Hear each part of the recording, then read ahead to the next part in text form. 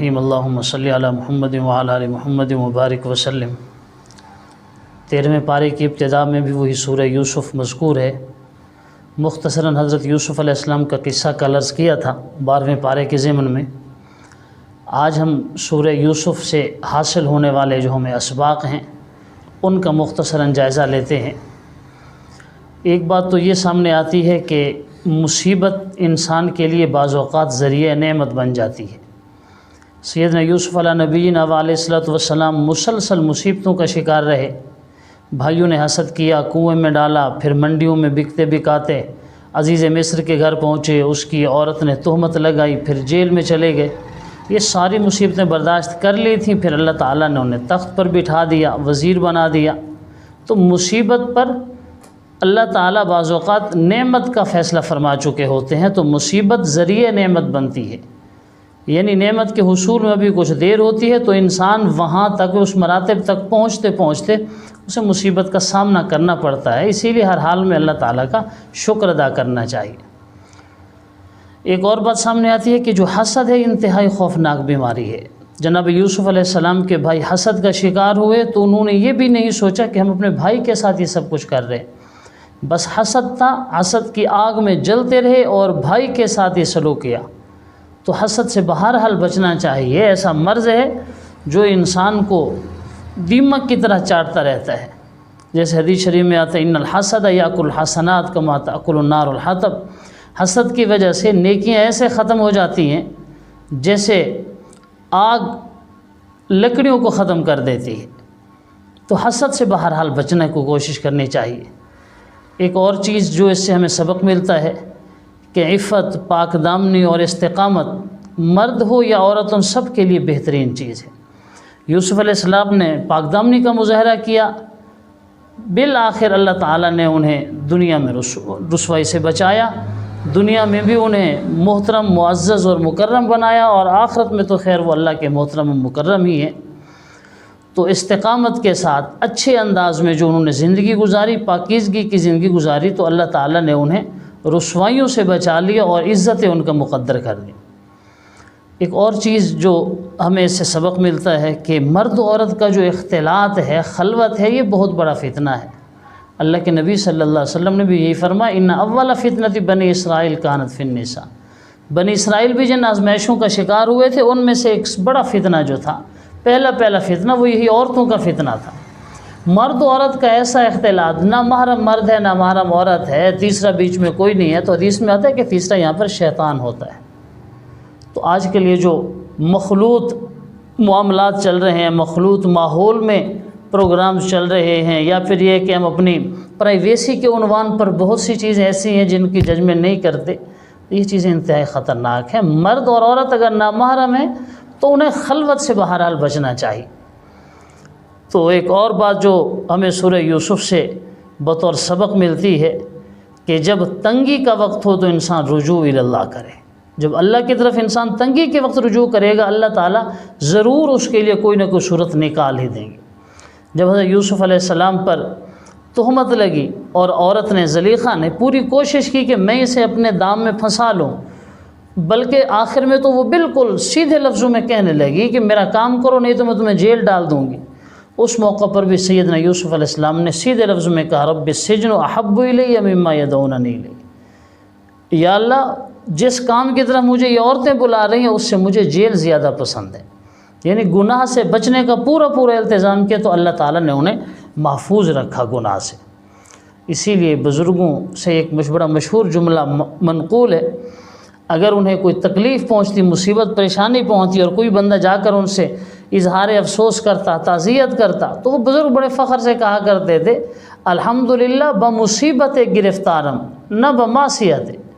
اللہ کا شکر ہے میں مصیبت میں گرفتار ہوا ہوں، معصیت اور گناہوں میں مبتلا نہیں ہوا۔ اللہ تعالیٰ گناہوں سے محفوظ رکھے۔ مصیبتیں، تکلیفیں انسان کے بس میں نہیں ہوتی ہیں، اگر آتی بھی ہیں تو انسان کے لیے گناہوں کے کم ہونے کا ذریعہ بنتی ہیں، نیکی کے بڑھنے کا ذریعہ بنتی ہیں۔ لیکن خدا نخواستہ اگر کوئی آدمی معصیت میں گر جائے وہ تو پھر دلدل ہے، ایک سے پھر دوسرا گناہ، دوسرے سے پھر چوتھا گناہ، پھر چوتھا، پانچواں، اسی طرح یہ گناہوں کی دلدل میں دھنستا چلا جائے گا۔ تو بہرحال مصیبت کے وقت انسان رجوع اللہ کر لے، اللہ کی طرف رجوع کر لے، تو اللہ تعالیٰ ضرور بے ضرور اس کا کوئی راستہ نکال دیں گے۔ ایک اور بات جو ہمیں اس سے سبق ملتا ہے کہ جو سچا داعی ہوتا ہے، جو دین کی دعوت دینے والا ہوتا ہے، وہ کسی بھی لمحے میں اپنی ڈیوٹی سے، اپنی ذمہ داری سے، اپنے کام سے غافل نہیں ہوتا۔ جس کے سینے میں، جس کے دل میں دین کا درد ہے، سچی تڑپ ہے، دین کا پیغام وہ اس نے لوگوں تک پہنچانا ہے، تو وہ کوشش کرے گا، جہاں بھی اسے موقع ملے گا وہ اپنا کام کرے گا۔ سیدنا یوسف علیہ السلام نے جیل میں اپنا کام جاری رکھا، لوگ ان کے اخلاق سے متاثر تھے، ان کی باتوں کو قبول بھی کرتے تھے۔ دو لوگ جو خواب پوچھنے کے لیے، انہوں نے کہا کہ خواب کی تعبیر تمہیں بتاؤں گا، لیکن اس سے پہلے میرا یہ توحید کا کلام سن لو، توحید کی میری دعوت سن لو۔ تو اچھا داعی، سچا داعی وہ ہے، دین کی طرف بلانے والا مخلص آدمی وہ ہے جو کسی بھی لمحے میں، کسی بھی مصروفیت میں، کسی بھی حالات میں اپنی ذمہ داری سے کسی طور پر غافل نہیں ہو۔ اور ایک اور چیز کہ داعی کو یا بالعموم ہر انسان کو اپنا دامن صاف رکھنا چاہیے۔ یوسف علیہ السلام پر جب تہمت لگی، جیل ڈال دیا گیا، پھر جب معاملہ صاف ہوا اور بادشاہ کے خصوصی آرڈر پر ان کی رہائی ہوئی، تو انہوں نے کہا میں اس وقت تک باہر قدم نہیں رکھوں گا جب تک کہ میرا معاملہ اوپنلی، بالکل سارے لوگوں کے سامنے آپ نہیں لے کے آتے ہم نے اسے کیوں ڈالا ہوا تھا جیل میں۔ چنانچہ زلیخا سے تفتیش کی گئی، پوچھا گیا، تو اس نے کہا کہ الآن حصحص الحق، بالکل اب تو بات بالکل واضح ہو چکی ہے جی، میں نے انہیں ورغلانے کی کوشش کی تھی، یہ آدمی سچا تھا اور پاک دامن، پاک باز آدمی تھا۔ تو انسان اپنا کردار بالکل اجلا رکھے، دامن اپنا بے داغ رکھے، تو یہ چیز انشاءاللہ دین کے پھیلاؤ میں اس کی بڑی ممید و معاون بن جائے گی۔ ورنہ بسا اوقات دیکھا گیا ہے بڑی صلاحیتیں ہوتی ہیں انسان کے اندر دین کے پھیلانے کی یا دوسرے مثبت کام کرنے کی، مگر اس کے کردار پر کچھ دھبے ایسے لگ جاتے ہیں جن کی وجہ سے اس کا وہ کردار اسے وہ دین کے کام سے، اچھے کاموں سے روک دیتا ہے۔ تو یوسف علیہ السلام کے قصے سے یہ بات بھی ہمیں ملتی ہے۔ اور آخری چیز جو ہمیں حضرت یوسف علیہ السلام کے قصے سے ملتی ہے کہ ہر حال میں صبر کا دامن نہیں چھوڑنا چاہیے۔ جیسے فارسی میں کہتے ہیں صبر تلخست ولے بر شیریں دار، صبر ہوتا کڑوا ہے مگر جو نتیجہ نکلتا ہے، اس کا جو پھل ہوتا ہے وہ بڑا میٹھا ہوتا ہے۔ جناب یوسف علیہ السلام نے صبر کیا، بھائیوں نے کنویں میں ڈالا، حسد کیا، غلام بنائے گئے، جیل میں ڈالے گئے، ہر وقت صبر کیا، مگر اللہ تعالیٰ نے اس کا نقد صلہ دیا کہ بادشاہی انہیں مل گئی، نبوت انہیں مل گئی، ان کا جو بچھڑا ہوا خاندان تھا وہ سارا انہیں مل گیا، وہی بھائی نادم ہو کر ان کے قدموں میں پڑے ہوئے تھے۔ تو اللہ تبارک و تعالیٰ صبر کرنے والے کو ضرور نوازتے ہیں۔ جب بھائیوں نے پوچھا تھا آپ یوسف ہیں، یوسف السلام نے کہا جی میں یوسف ہوں، یہ میرا بھائی بنیامین ہے۔ آگے فرمایا انہ من یتقی ویصبر، کہ جو آدمی پاک باز رہے اور صبر اختیار کرے، فإن اللہ لا یضیع اجر المحسنین، تو اللہ تعالیٰ نیک کام کرنے والوں کا اجر تو بالکل ضائع نہیں کرتے۔ تو بہرحال یہ ہمیں سبق ملتے ہیں، جو اچھی باتیں ہیں اللہ تعالیٰ ہمیں اس پر عمل کی توفیق بخشیں۔ سورہ یوسف کے بعد سورۃ الرعد شروع ہوتی ہے، مکی صورت ہے، اس کی 43 آیات ہیں اور 6 رکوعات ہیں۔ اس میں بھی وہی جو قرآن کے خلاصے کا مضمون ہے کہ اللہ تعالیٰ نے اپنی توحید کا ذکر کیا ہے، حضور صلی اللہ علیہ وسلم کی نبوت و رسالت کا ذکر کیا، اور بعث بعد الموت کا ذکر کیا کہ یہ جو جہان ہے یہ مستقل نہیں ہے، یہاں ہم عارضی ہیں، جو موت آئے گی وہ عارضی ہوگی، اس کے بعد ہم اخروی اور دائمی جہان کی طرف منتقل ہو جائیں گے۔ اصل جہان آگے آنے والا ہے جو ہمیں برزخ کے بعد جس سے واسطہ پڑنا ہے، جس کی کامیابی ہمیشہ کی کامیابی اور جس کی ناکامی ہمیشہ کی ناکامی ہے۔ اگلی آیت میں بتلایا کہ اللہ تعالیٰ نے انسان کی حفاظت کے لیے فرشتوں کا نظام بنا رکھا ہے، فرشتے مقرر کر رکھے۔ آگے فرمایا کہ ان اللہ لا یغیر ما بقوم، جب تک لوگ اپنی انفرادی زندگی میں تبدیلی لے کے نہ آئیں، اللہ تعالیٰ من حیث القوم ان کی زندگی کو نہیں بدلتے۔ چونکہ افراد مل کر معاشرہ بناتے ہیں، جب ہر فرد اپنی اپنی جگہ پر کرپٹ ہے، ہر فرد اپنی ذاتی حیثیت میں بددیانتی کر رہا ہے، تو جو معاشرہ بنے گا ظاہر ہے وہ بھی تو دودھ کے دھلے ہوئے نہیں ہوں گے۔ یہی کرپٹ، بدعنوان، بددیانت، بے دین لوگ ہوں گے جو معاشرے کی تشکیل کریں گے، تو انفرادی زندگی میں تبدیلی آئے گی تو معاشرتی اور اجتماعی زندگی میں خود بخود بہتری آ جائے گی۔ اسی لیے اللہ تعالیٰ نے فرمایا کہ میں کسی قوم کی حالت اس وقت تک تبدیل نہیں کرتا جب تک کہ وہ لوگ اپنی حالت کو خود تبدیل نہیں کر لیتے۔ اگلی آیات میں باطل اور حق کی تشبیہ بیان کی کہ جو باطل ہے یا اہل باطل ہیں یہ سیلابی جھاگ کی طرح ہوتے ہیں. سیلاب آتا ہے، پانی بڑے زور شور کے ساتھ جاتا ہے اور اس کی جھاگ ہوتی ہے، لیکن فیضھب جفا، پھر ایک وقت آتا ہے وہ جھاگ خشک ہو کے بیٹھ جاتی ہے، کام ختم ہو جاتا ہے. جب جتنی شد و مد کے ساتھ اور جتنی بڑے پروٹوکول کے ساتھ یہ باطل آتا ہے اسی سپیڈ سے واپس چلا جاتا ہے. اور جو حق ہے وہ سونے چاندی کی طرح ہے، یہ وہ پڑا رہتا ہے، پھر وہ گرم بھٹی میں جلتا رہتا ہے، لیکن یہ ہے کہ ینفع الناس، لوگوں کو وہ نفع دیتا ہے. باطل صورت کے ساتھ آتا ہے، اجرت کے ساتھ جاتا ہے، مگر جو حق ہے بڑے آہستہ آہستہ آتا ہے، مگر جب دل میں قرار پکڑ لیتا ہے، دل میں بیٹھ جاتا ہے تو پھر وہ کوئی بھی اس کو دل سے نکال نہیں سکتا. تو جو اہل حق ہیں، اہل عقل، اہل تقوی ہیں، اللہ تعالیٰ نے ان کے 8 نشانیاں بیان کی ہیں کہ وہ اللہ سے کیے ہوئے یا بندوں سے کیے ہوئے عہد کو پورا کرنے والے ہیں.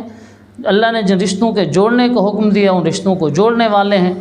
تیسرا یہ کہ ان کے دلوں میں اللہ کا خوف رہتا ہے. چوتھا یہ کہ وہ برے حساب سے ڈرتے رہتے ہیں. پانچواں یہ کہ وہ ہر حال میں صبر کرتے ہیں. چھٹا نماز کی ادائیگی میں غفلت سے کام نہیں لیتے.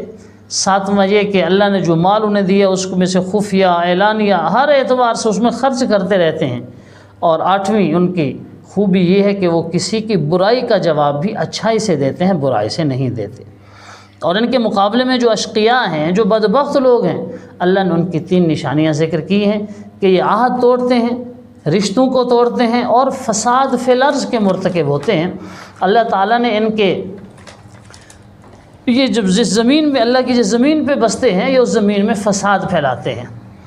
اگلی آیات میں کافروں کے کچھ شبہات تھے ان کو دور کیا کہ انبیاء بھی بشر ہوتے ہیں، انسان ہوتے ہیں، البتہ معجزہ لے کے آنا ان کے اپنے بس میں نہیں ہوتا. اللہ تبارک و تعالیٰ جب چاہتے ہیں ان کے ہاتھوں پر معجزے کو ظاہر کر دیتے ہیں، معجزہ رونما ہو جاتا ہے. جب اللہ نہیں چاہتے تو وہ اپنے اختیار سے کوئی معجزہ اور نشانی نہیں لے کے آ سکتے. سورہ رعد کا یہاں پر اختتام ہوا. آگے سورۃ ابراہیم ہے، یہ بھی مکی سورت ہے. اس کی 52 آیات ہیں اور 7 رکوعات ہیں. اس میں بھی توحید کا بیان ہے، رسالت کا بیان ہے، آخرت کا بیان ہے. اور کافروں کے لیے یہاں پر جہنم کی وعید آئی ہے کہ جو کافر ہیں یہ ہمیشہ ہمیشہ کی جہنم میں جائیں گے. اور حضور صلی اللہ علیہ وسلم کو تسلی بھی دی گئی ہے کہ یہ جو لوگ آپ کی بات نہیں مان رہے، آپ کو تنگ کر رہے ہیں، پریشان کر رہے ہیں، کوئی پہلی بار آپ کے سامنے ایسا نہیں ہوا. آپ سے پہلے بھی جتنے انبیاء کرام تشریف لائے ہیں ہر ایک کے ساتھ یہی معاملہ چلتا رہا، اسی لیے اللہ پر بھروسہ رکھی. باقی ان کے شکوک و شبہات تھے اللہ کی ذات کے بارے میں، کائنات کے بارے میں، مرنے کے بعد دوبارہ اٹھنے کے بارے میں. اللہ تبارک و تعالی نے ان کے شبہات کے جوابات دیے ہیں اور بعد میں پھر بتلایا کہ رسول بشر ہو سکتا ہے، اس کی بیوی بچے یہ ساری چیزیں ہو سکتی ہیں، ضروریات اس کو بھی پڑ سکتی ہیں. یہ نہیں کہ رسول بشر ہو ہی نہیں سکتا. جب تم بشر ہو، جب تم انسان ہو، تو اللہ نے انسانوں کی طرف جو رسول بھیجنے تھے ظاہر ہے وہ بھی تو انسان ہی ہونے تھے. انسانوں کے پاس فرشتہ تو آ نہیں سکتا، تو انسان کی بات ہی بہتر انداز میں سمجھ سکتا ہے. اسی لیے جب تم انسان ہو تو تمہاری طرف اللہ نے کامل اور اکمل درجے کے انسانوں کو بھیجا ہے. آگے بتلایا کہ انسان کی محرومی کا سبب، تو انسان کی محرومی کا جو سب سے بڑا سبب ہے وہ تقلید آبا ہے، اپنے جاہل آبا و اجداد کی تقلید. کہ جو لوگ بغیر کسی وجہ کے اپنے آبا و اجداد کے مقلد تھے، جی ہم نے اپنے آبا و اجداد کو یہ کام کرتے ہوئے دیکھا ہے. قرآن کہتے وہ تو گمراہ تھے، تم بھی گمراہ ہو جاؤ گے. آبا و اجداد نے اچھی ریت اپنائی ہو، اچھی بات ہو تو پھر انسان ان کی تقلید کرے. اگر آبا و اجداد شرک پر ہوں، کفر پر ہوں، ضلال و گمراہی پر ہوں، تو کیا خیال ہے ہم بھی آبا و اجداد کی تقلید میں گمراہ اور کافر بن جائیں؟ نہیں، ایسا نہیں ہے. اللہ نے انسان کو عقل دی ہے، غور و فکر کرنے کی دعوت دی ہے کہ تم سوچو تمہارے آبا و اجداد اگر تو حق سچ پر تھے تو تمہیں شکر ادا کرنا چاہیے، ان کی تقلید کرنی چاہیے. اور اگر وہ اللہ رسول کے واضح احکامات کو بھی پس پش ڈالنے والے تھے تو بہرحال پھر اس سے تمہیں ان کے احکام کو پس پش ڈالنا چاہیے اور شریعت کی پیروی کرنی چاہیے. اگلی آیت میں فرمایا لئن شکرتم لازیدنکم، اگر تم شکر کی عادت بنا لوگے تو اللہ کہتے ہیں میں تمہیں اور زیادہ دوں گا. یعنی شکر نعمت کو بڑھا دیتا ہے اور جو ناشکری ہے وہ نعمت کو کم کرتی ہے. اگلی آیات میں حضرت ابراہیم علیہ السلام کی دعاؤں کا تذکرہ ہے جو انہوں نے بیت اللہ کی تعمیر کے بعد دعائیں مانگی تھیں. مکہ والوں کے لیے، اپنی اولاد کے لیے امن کی دعا، رزق کی دعا، اور اسی طریقے سے دلوں کا میلان، اور نماز کا قائم کرنا اور مغفرت، یہ ساری دعائیں جو ابراہیم علیہ السلام نے مانگی تھی ان کا بیان ہے۔ اور آخر میں حق اور ایمان کو تشبیہ دی گئی ہے طیبہ، کلمہ طیبہ جو ہے اس کو شجر طیب کے ساتھ تشبیہ دی گئی ہے کہ جو کلمہ ہے، جو دین اسلام ہے، یہ پاکیزہ درخت کی طرح ہے۔ جیسے پاکیزہ درخت ہوتا ہے، حلال بھی ہے، طیب بھی ہے، ذائقہ بھی اس کا اچھا ہے، مٹھاس بھی ہے، تو ایمان میں بھی اللہ نے یوں ہی مٹھاس اور پختگی رکھی ہے۔ اور جو شجر خبیثہ ہے وہ کفر ہے، یعنی کفر کو برے درخت سے تشبیہ دی ہے کہ جس کا کوئی قرار نہیں ہے، زمین پر کھڑا ہے لیکن وہ مضبوطی کے ساتھ نہیں کھڑا، ہوائیں چلیں گی تو وہ ویسے گر جائے گا۔